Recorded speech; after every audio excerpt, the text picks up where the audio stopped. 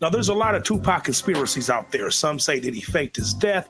I don't believe that. Nah, Tupac is as dead as Elvis, man. The most recent Tupac conspiracy I heard is that he's alive and well and living in Scotland. Why in the hell would Tupac go to a continent that's 99.9% European? Like Tupac wouldn't stand out in Scotland. So let's talk about a couple of the main conspiracy theories here. A lot of people say that Machiavelli faked his own death. Why? It was a strategic part of war.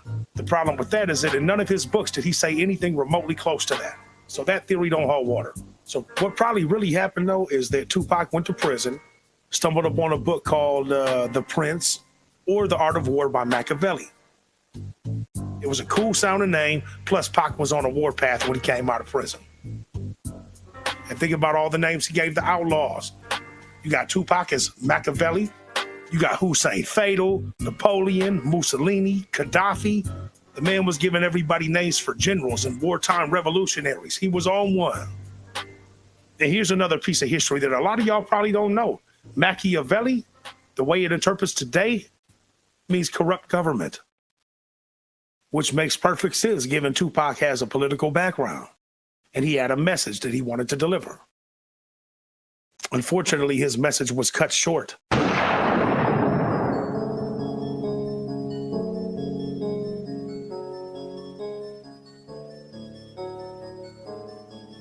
In my opinion, he joined death row and his message got lost. Ain't that a bitch? All the albums that he came out with prior to death row, man, they had a political message to him, man. And he kind of got lost in this, LA Bloods Crips type bullshit. And it seems like he was trying to circle back into his roots. But unfortunately, he fucked with the wrong ones and lost his life. And this is what brings me to the second conspiracy theory. P. Diddy, or Puff Daddy as he was known as in the 90s, put some paper down for Tupac and Suge to get clipped. Is it possible? Absolutely. I mean, Suge Knight was pressing up on Puff Daddy and Bad Boy Records way before Tupac even came to death row. Tupac coming to death row only added fuel to the fire. But this is where things get a little interesting to me. Keefy D, the uncle of the supposed shooter, Orlando Baby Lane Anderson, he's the only one that says there was some money down on Tupac and Suge's head. And this dude's a motherfucking rat. You can never trust a rat. This man sold out his own nephew. But I do know that some things he said did check out. One time did do their research and found out that a white Cadillac was rented by, I don't know who the dude's name is, but he was the driver of that car. But I don't know if Baby Lane was the one who shot him. I don't know if Keefy D shot him. I don't know if this dude named Zip shot him. But I do know that the Southside Crips did take credit for it. And the Mob Pirus and the Southside Crips got into it like right after. More bodies are dropped behind this nonsense.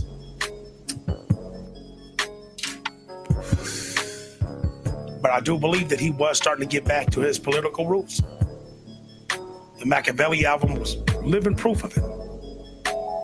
I really honestly think that he put himself on the cross on that Machiavelli album to make a political demonstration, basically saying, hey, I am going to sacrifice myself for my people.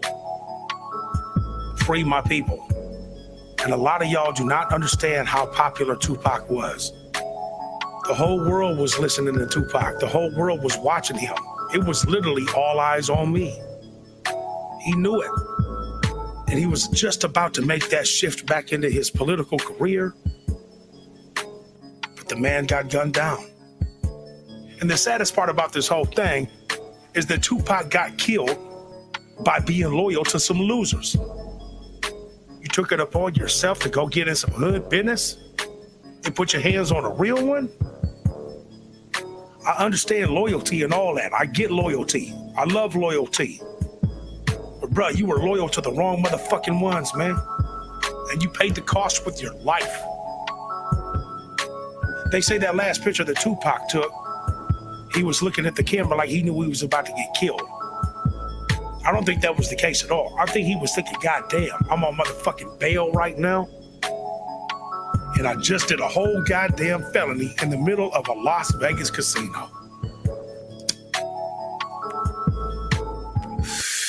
What in the motherfuck was I thinking? And shame on Suge Knight, Buster wannabe Piru ass. Your stupid ass should have protected Tupac. You should have told him, nah, hold on, bruh. Nah, that's street business. We ain't getting involved in that shit. We sitting over here, man. Let the blood homies handle that shit. But like I said, Tupac loved loyalty. He was just loyal to the wrong ones. He went over there and put hands on a real one. Cousin wasn't having that, man. Can you imagine being in LA and getting stomped out by a rapper, bro? Man, they about to clown you, give you a whole new name and everything, bro. It'll never be the same for you, bro. Yeah, we ain't calling you Baby Lane no more. You got put on by Pac. You Baby Pac now. And back to my point, y'all. I do believe that Pac was on a path that if he would have been able to live and continue with his mission and spreading the word that he wanted to spread, they probably would have clipped him anyway. I think he anticipated that. I think his Machiavelli cover was suggesting that he thought that was going to happen anyway. The All Eyes on Me album really wasn't Pac, y'all. All that West Side Death Row. That was a bunch of nonsense. It was a facade. It was bullshit.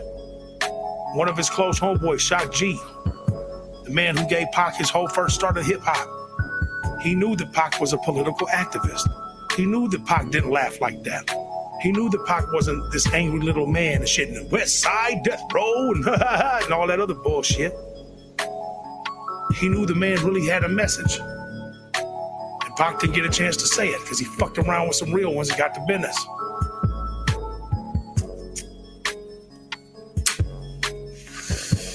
Ain't no goddamn conspiracy with the Tupac murder, man.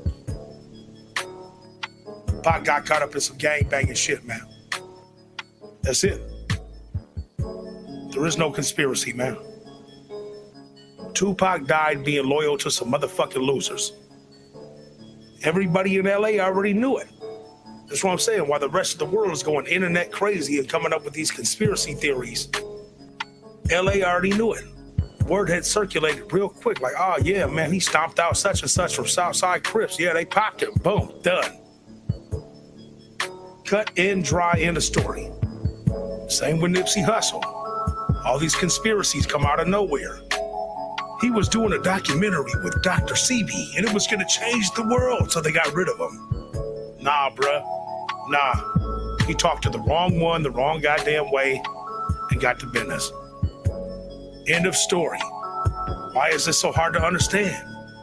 Motherfuckers act like they understand street politics and whatnot. Will understand this shit, bruh. Things that happen in the streets get real sometimes. This ain't no Hollywood bullshit, man. So play your cards close to y'all chest, y'all. Life is a beautiful thing. It's not to be wasted. Pac's life was cut short and was such a waste.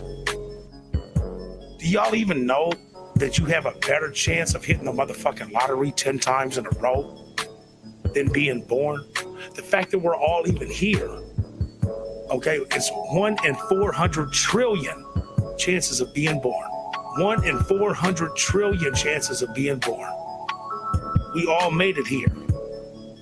Love your life. Embrace your life. Don't waste your life.